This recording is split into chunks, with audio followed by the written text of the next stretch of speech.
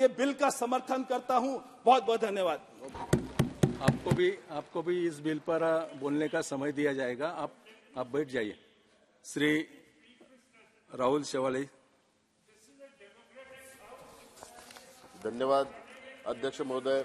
मैं राष्ट्रीय राजधानी क्षेत्र दिल्ली कानून विशेष प्रावधान दूसरा विधेयक 2023 का अपनी तथा अपनी पार्टी शिवसेना की तरफ से समर्थन करता हूं और साथ में इस विधेयक का स्वागत करता हूं। अध्यक्ष जी, यह विधेयक अनधिकृत विकास की रक्षा के लिए प्रावधान की वैधता को अगले महीने की पहली तारीख से 3 और वर्षों के लिए विस्तार प्रदान करता है।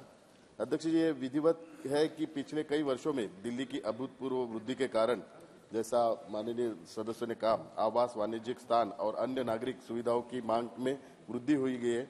मांग और आपूर्ति में अंतर के परिणाम स्वरूप सार्वजनिक भूमि पर अतिक्रमण, मलिन बस्तियों का विकास, अनधिकृत निर्माण आदि की समस्या पैदा हुई है। अध्यक्ष जी, ध्यान देने वाली बात यह है कि झुग्गी बस्तियों में रहने वालों की संख्या पिछले दशक से दुगनी हो गई है और भारत सरकार के सर्वे के 2011 के अनुसार मुंबई, कोलकाता, चेन्नई और दिल्ली के शहर में आबादी क्रमशः 41%, 29%, 28% एंड 15% झुग्गी बस्तियों में रहते हैं। इन झुग्गी बस्तियों में औसतन 5% लोग एक कमरे में 5 लोग एक कमरे में अपना गुजारा करते हैं। दिल्ली सरकार के आंकड़ों के अनुसार 700 एकड़ में झुग्गी बस्तियां हैं और इनमें लगभग 10 लाख लोग रहते हैं। दिल्ली में लगभग 90% झुग्गियां अनियमित कॉलोनी के रूप में सरकारी जमीन पर है। अध्यक्ष जी, भारत में सबसे ज्यादा झुग्गी बस्तियों की संख्या महाराष्ट्र में है और मेरा जो संसदीय क्षेत्र धारावी, जो एशिया का सबसे बड़ा स्लम है, तो जो लोग झुग्गिया में रह रहे हैं उनकी संख्या 2001 में 52 मिलियन से बढ़कर 2011 में 65 मिलियन हो गई है और अब यह संख्या और भी बढ़ गई है। इस समस्या का हल ढूंढना बहुत ही जरूरी है। अध्यक्ष जी, सस्ता शहरी आवास और अपर्याप्त आपूर्ति की बढ़ती मांग के बीच अंतर ने मलिन बस्तियों के गठन को प्रोत्साहित किया है। जब भी शहरी घरों की मांग बढ़ती है तो उसे औपचारिक क्षेत्र के द्वारा पूरा नहीं किया जाता है। इससे बढ़ती जनसंख्या को झुग्गी बस्तियों में रहने के लिए मजबूर होना पड़ता है।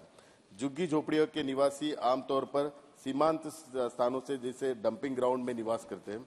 अध्यक्ष, शहरों में झुग्गी बस्तियों का विस्तार का प्राथमिक कारण गांवों से शहरों की और लोगों का पलायन है। शहर अतिरिक्त आबादी को मूलभूत सुविधाएं उपलब्ध करा पाने में सक्षम नहीं है, जो अंततः आवास की कमी, बेरोजगारी और मलिन बस्तियों के विकास जैसे कई समस्याओं का कारण बनी। इस समस्या निपटने के लिए सरकार को कदम उठाने जरूरत है। अध्यक्ष जी, मलिन बस्तियों के प्रमुख कारक के रूप में पुराने शहरी नियोजन नियम है, जिन्हें आमतौर पर झुग्गी वासियों द्वारा अपनी आवास आवश्यकताओं को पूरा करने के लिए प्रयुक्त किया जाता है। पहले की सरकारें शहरी गरीब झुग्गी वासियों को सरकार द्वारा चलाई जा रही कल्याणकारी योजना में शामिल करने में विफल हो गई है। इससे उनके जीवन स्तर में कई सुधार नहीं हुए और अभी भी झुग्गी बस्तियों में लोग रह रहे हैं। अध्यक्ष जी, 3 साल का प्रस्तावित विस्तार संपत्ति मालिकों के लिए बड़ी राहत लेकर आया है। दरअसल ये विधेयक केंद्रीय मंत्री आदरणीय श्री हरदीप सिंह जी ने बड़ी मेहनत करके ये विधेयक लाया हुआ है और एक साथ 3 साल का विस्तार देना बड़ी राहत है। उन्होंने हमारे यशस्वी प्रधानमंत्री जी आदरणीय श्री नरेंद्र मोदी जी के कुशल नेतृत्व में दंडात्मक कार्यवाही के विरुद्ध संपत्तियों को सुरक्षित करने में संवेदनशीलता का परिचय दिया है।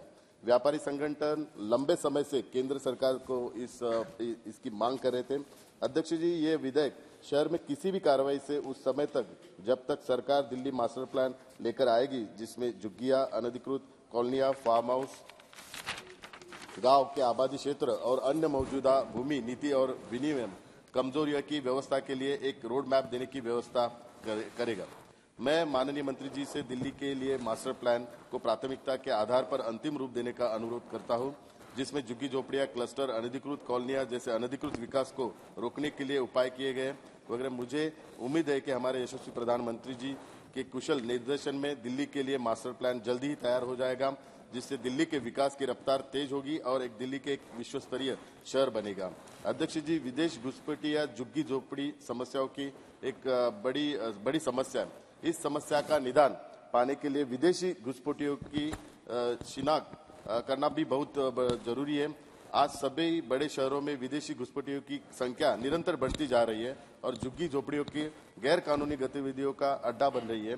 इस समस्या से निपटने के लिए सरकार को भी कदम उठाने की आवश्यकता है। धन्यवाद अध्यक्ष। माननीय मंत्री जी। Sabhapati Mahoday, I would like to start by thanking